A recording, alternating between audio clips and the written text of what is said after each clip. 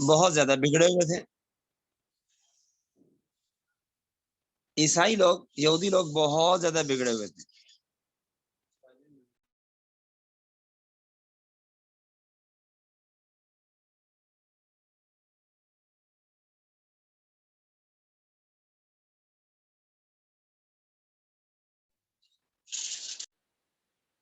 وہ یہ چاہتے وہ نہیں چاہتے تھے کہ ہماری اصلاح ہو، اس لیے لڑائی جھگڑا ہوا.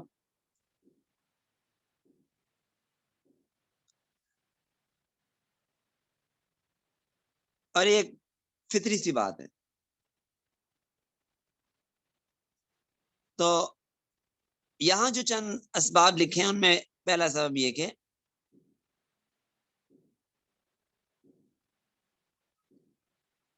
جب عیسیٰ علیہ السلام نے سختی کی تو انہوں نے عیسیٰ علیہ السلام کو تشدد کا مرتکب ٹھہرا کر ان کی تعلیمات کو سختی پر محمول کیا کہ آپ کی تعلیمات بہت سخت ہیں، آپ بہت متشدد آدمی ہیں. حالانکہ حضرت عیسیٰ علیہ السلام تو آسمانی تعلیمات لے کر آئے، لیکن بات وہی ہے جو ان یہودیوں نے موسیٰ علیہ السلام کو کہی تھی. جب موسیٰ نے تورات کی 10 تختیاں لا کر دی تو انہوں نے کہا موسیٰ یہ تو بڑے سخت احکام ہیں، ہم سے نہیں مانے جاتے، آپ انہیں نرم کروائیں.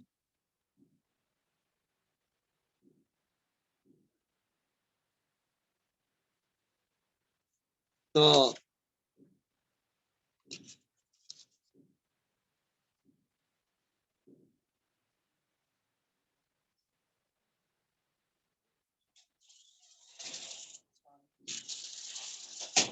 حضرت موسیٰ علیہ السلام کے ساتھ جو ہمارا رویہ رکھا وہ عیسیٰ علیہ السلام کے ساتھ بھی رویہ رکھا.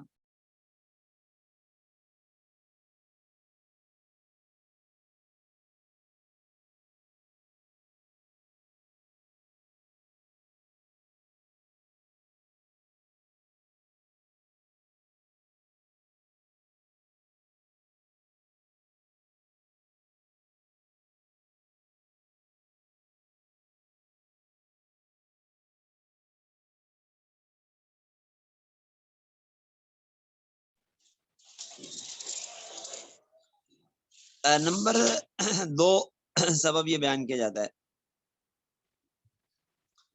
کہتے عیسیٰ علیہ السلام پر انہوں نے الزام لگایا کہ عیسیٰ علیہ السلام سب کی بے حرمتی کے مرتکب ہیں. اور اس کی وجہ یہ کہ عیسیٰ علیہ السلام نے ایک موقع پہ فرمایا تھا کہ سب ابن آدم کے لیے، نہ کہ ابن آدم سب کے لیے. ظاہر ہے کہ دن تو انسان کے لیے بنایا ہے نا، نہ کہ انسانوں کو دنوں کے لیے بنایا گیا ہو. تو وہ اس بات سے دشمن ہو گئے کہ جی عیسیٰ علیہ السلام نے سب کی بے حرمتی کر دی. اور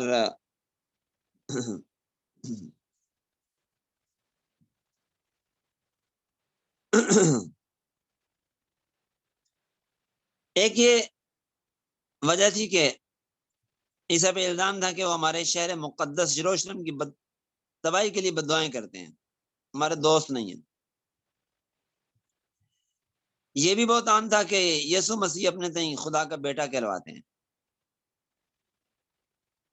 حالانکہ ایسی بات نہیں تھی.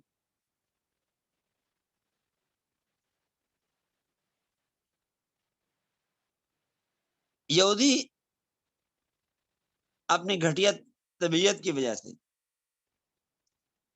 غیر یہودی یا نچلی طبقے کے لوگوں سے ملنا پسند نہیں کرتے، اپنی کثر شان سمجھتے. عیسیٰ علیہ السلام اخوت اور مساوات کے لمبردار تھے، اس لیے بھی یہودی ان کی مخالفت پر کمر بستہ ہو.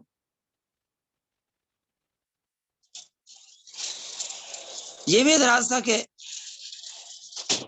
حضرت داؤد اور سلیمان کے تخت کا وارث ہونے کے مدعی ہیں، جو درپردہ حکومت کے خلاف بغاوت اور اس کی سازشیں ہیں. یعنی یہ چاہتے ہیں کہ داؤد اور سلیمان کا تخت مجھے مل جائے. اس قسم کے الزامات، بہتانات، جن کی حقیقت مکڑی کے جالے سے زیادہ بھودی اور کمزور تھی، جن پر انہوں نے ان کی مخالفت شروع کی۔ باقی اصل بات وہی ہے کہ عیسیٰ علیہ السلام کے آنے کے بعد ان کی چودراہٹ ختم ہوتی تھی، تو آپ سمجھتے ہیں کہ چودراہٹ کے لیے لوگ لڑتے ہیں، جھگڑتے ہیں، اس لیے ان لوگوں نے حضرت عیسیٰ علیہ السلام سے جھگڑا کیا اور نتیجہ یہاں تک کہ پہنچا کہ ان کو پھانسی تک چڑھانے کے آرڈر کروائے۔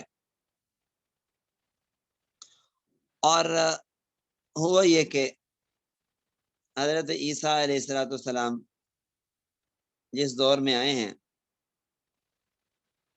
اس خطے میں رومیوں کی حکومت تھی، اور رومیوں کی طرف سے یہاں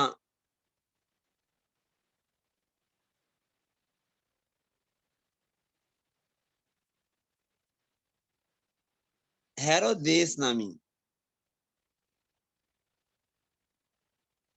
گورنر تھا۔ اس ہیرودیس گورنر کے پاس یہ پہنچے اور اسے جا کے کہا کہ ہمارے اندر ایک بندہ پیدا ہو گیا ہے اور وہ ہمارے اندر آپس میں لڑائی جھگڑا پیدا کر رہا ہے، انتشار افتراق پیدا کر رہا ہے، فتنہ فساد کا باعث ہے، لہذا ہمارا مطالبہ ہے کہ اسے پھانسی پہ چڑھائیں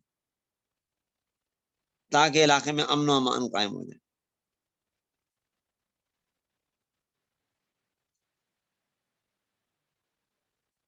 اب ظاہر بات ہے کہ وہ جو رومی ہیرودیس دیس نامی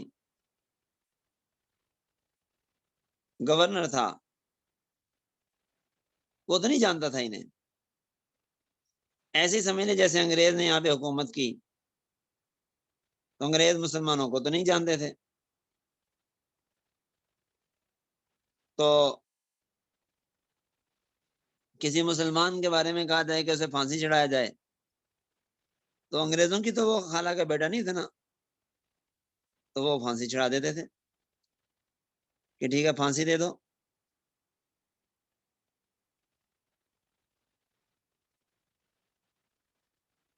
تو یوں حضرت عیسیٰ علیہ السلام کے بارے میں، جبکہ وہ ان کو جانتے نہیں تھے، یہ کہا کہ انہیں پھانسی دی جائے، انہوں نے کہا ٹھیک ہے دے دو۔ تو یہ ہیرودیس نے مرکز سے رابطہ کیا کہ یوں یہاں پہ ایک مسئلہ ہے، تو مرکز نے کہا کہ ٹھیک ہے اگر ایک بندے کے پھانسی دینے سے معاشرے میں امن و امان قائم ہوتا ہے تو دے دو پھانسی۔ چنانچہ رومی فوجی آئے، وہ تو عیسیٰ علیہ السلام کو پہچانتے نہیں تھے، اور ایک شخص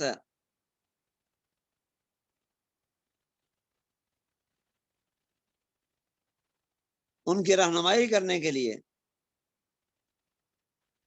انہیں عیسیٰ علیہ السلام بتانے کے لیے ان کا راہبر بن کے آگے آگے تھا اور لے کے آ گیا عیسیٰ علیہ السلام جس کمرے میں بیٹھے ہوئے تھے وہاں پہ، اسے کہا کہ جاؤ اندر جا کے دیکھ کے آؤ، اندر ہی ہے۔ وہ اندر داخل ہوا تو عیسیٰ علیہ السلام کو اللہ تعالیٰ نے اسی وقت جبریل امین کے ذریعے کھڑکی کے راستے آسمان پہ اٹھا لی اور اس پہ عیسیٰ علیہ السلام کی شبیہ ڈال دی گئی۔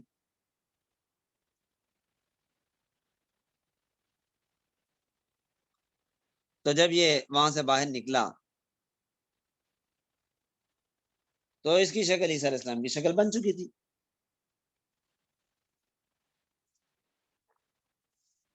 اب یہ چیخ چلا رہا تھا کہ میں عیسیٰ نہیں ہوں، اور لوگ کہہ رہے تھے نہیں تو ہی عیسیٰ ہے، تو ہی عیسیٰ ہے، اور اس کو پکڑ کر لے گئے، آ جا کے اسے پھانسی چڑھا دیا۔ تو عیسائیوں نے تو یہی بات کہی کہ جناب عیسیٰ کو ہم نے سولی پہ چڑھا دیا ہے، وہ عیسیٰ علیہ السلام کا شبیہ تھا اور اسے سولی چڑھا دیا تھا۔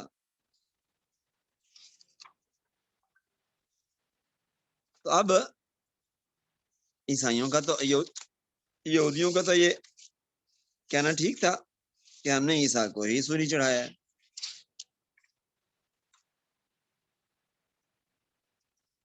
لیکن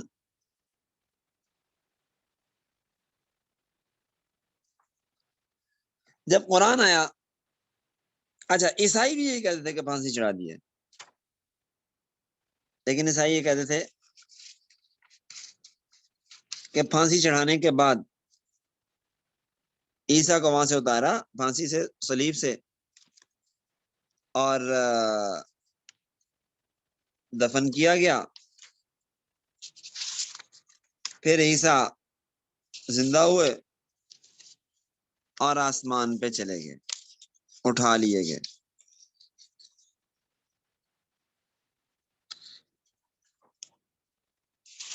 عیسائیوں کا یہ عقیدہ ہے عیسیٰ علیہ السلام کے بارے میں۔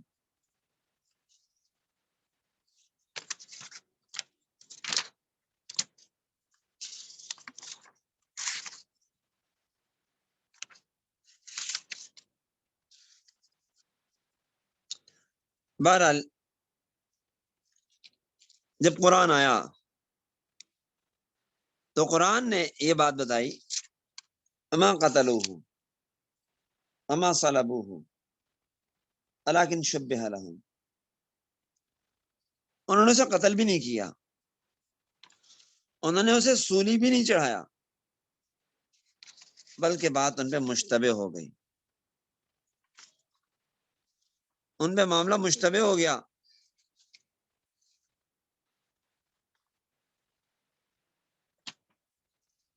اور انہیں خود بھی نہیں پتا کہ عیسیٰ سولی چڑھے کہ نہیں چڑھے۔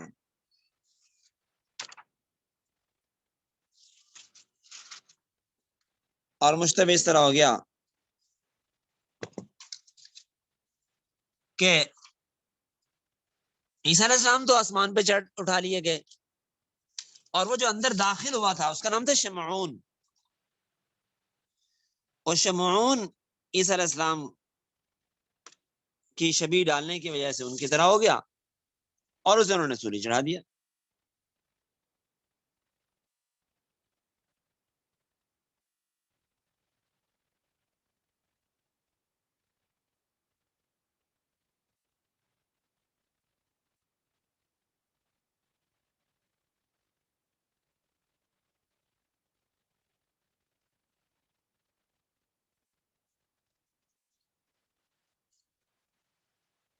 تو صلیب کے مسئلے پہ تفصیل سے انشاءاللہ آئندہ بات کریں گے ہم۔ میں تفصیل سے عرض کروں گا کہ صلیب دیے گئے، عیسائی کہتے ہیں صلیب دیے گا کا کیا مطلب ہوتا ہے، ابنیت، تثلیث وغیرہ کے تمام عقائد پہ تفصیل سے بات ہو۔ آج عیسائیت کی تعلیم، حضرت عیسیٰ علیہ السلام کی تعلیمات سن لیں۔ عیسیٰ علیہ السلام کی تعلیمات تو توحید کی تعلیمات تھیں، ان میں شرک کا کوئی شائبہ نہیں تھا، اور عیسیٰ علیہ السلام کی تعلیمات میں صفات باری تعالیٰ پر قابل قدر مواد ہے کہ اللہ تعالیٰ قادر مطلق ہے، عزت کے لائق ہے، اس کے علاوہ کوئی معبود نہیں، انسانوں سے قیامت کے دن حساب لے گا۔